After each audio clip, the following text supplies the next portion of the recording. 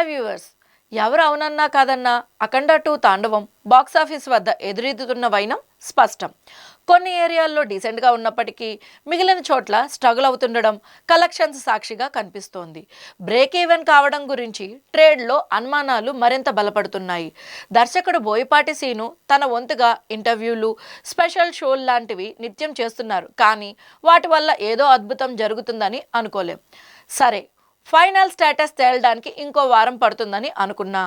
ఇప్పుడు movie lovers, Balayya అభిమానుల మధ్య జరుగుతున్న చర్చ ఒకటి ఉంది. అదే బోయపాటి సిలబస్.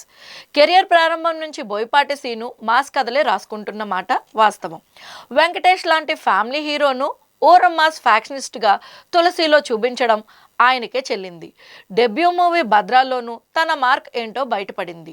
అయితే సింహ, లెజెండ్ ఇచ్చిన కాన్ఫిడెన్స్ బోయపాటి సీనుని మరింత అతిశయోక్తిగా మార్చేశాయి.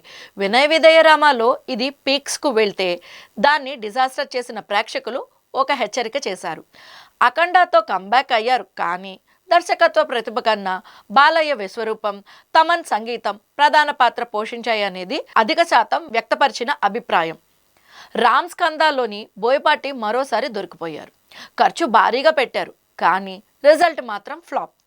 ఇప్పుడు విపరీతమైన అంచనా మోసుకొచ్చిన అఖండ 2 మరోసారి ఆయన స్టైల్ మార్చాల్సిన అవసరాన్ని గుర్తు చేసింది. కమర్షియల్ మీటర్ పరిమితి మోతాదు కన్నా దాటితే మాస్ ఆడియన్స్ సైతం అంగీకరించరు.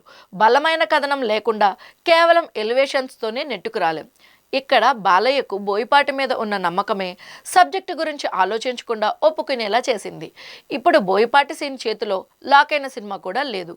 గీత ఆర్ట్స్ బ్యానర్కు ఓ కమిట్మెంట్ ఉంది, అది కూడా బాలయ్యతోనే అనే ప్రచారం జరుగుతోంది. కానీ ప్రస్తుతానికి కన్ఫర్మ్ కాలేదు.